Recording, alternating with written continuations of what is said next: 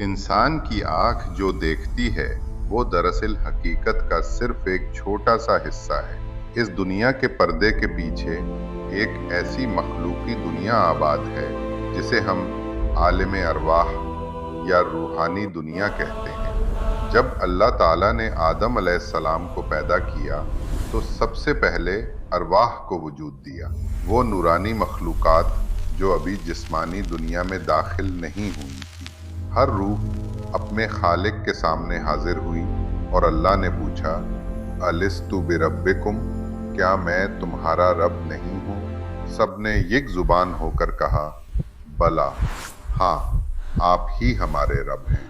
इसी लम्हे से हमारी रूहों का रिश्ता अल्लाह से कायम हुआ। यही वो वक्त था जहाँ तकदीर के पहले वरक पर इंसान की कहानी लिखी गई। मगर रूह का सफर यहीं खत्म नहीं हुआ, बल्कि ये एक तवील और पुरअसरार दास्तान का आगाज था।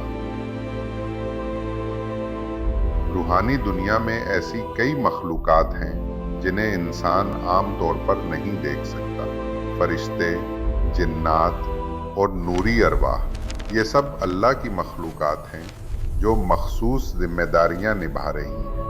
फरिश्ते अल्लाह के हुक्म से कायनात के निज़ाम को चलाते हैं और जिन्नात को इख्तियार दिया गया कि वो ईमान लाएं या इनकार करें। रूह की दुनिया रोशनी और अंधेरे के बीच एक ऐसा दायरा है जहां हर अमल, हर नीयत एक खास इर्तियाश पैदा करती है। अहले इल्म कहते हैं कि जब इंसान दुआ करता है तो उसकी रूह की लहरें अर्शे इलाही तक पहुंचती हैं और अल्लाह की रहमत से वो लहरें कबूलियत की रोशनी में बदल जाती हैं। ये रूहानी राब्ता ही वो राज है जिसे औलिया और सूफिया ने अपनी जिंदगियों में महसूस किया और हमें ये सिखाया कि अल्लाह से जुड़ने का रास्ता जिस्म से नहीं बल्कि रूह से गुजरता है। कुरान करीम में रूह का जिक्र इंतहाई गहराई के साथ मिलता है।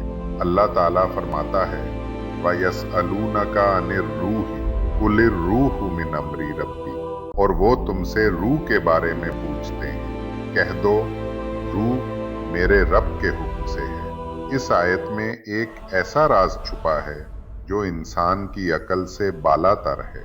रूह ना मादी है ना फना पजीर, ये अल्लाह के अम्र से पैदा हुई और इसी की तरफ लौटती है।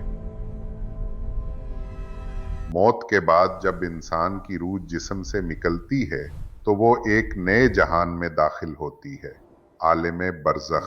यहाँ ना वक्त वैसा है ना फासले।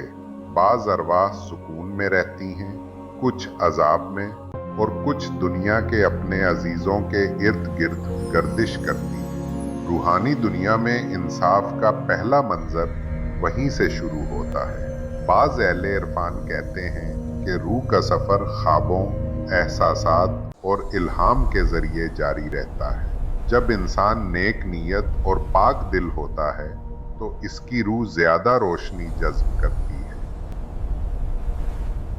ऐसे लोग ख्वाब में वो देख लेते हैं जो आम निगाह से पोशीदा होता है।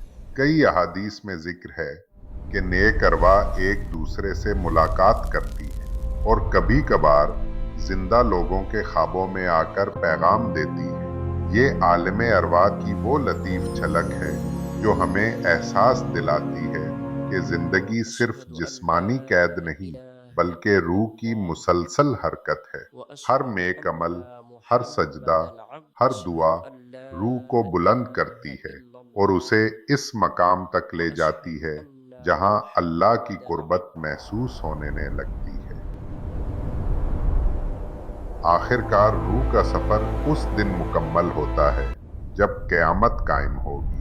हर रूह दोबारा अपने जिस्म से मिलेगी और अल्लाह के हुजूर हाजिर होगी।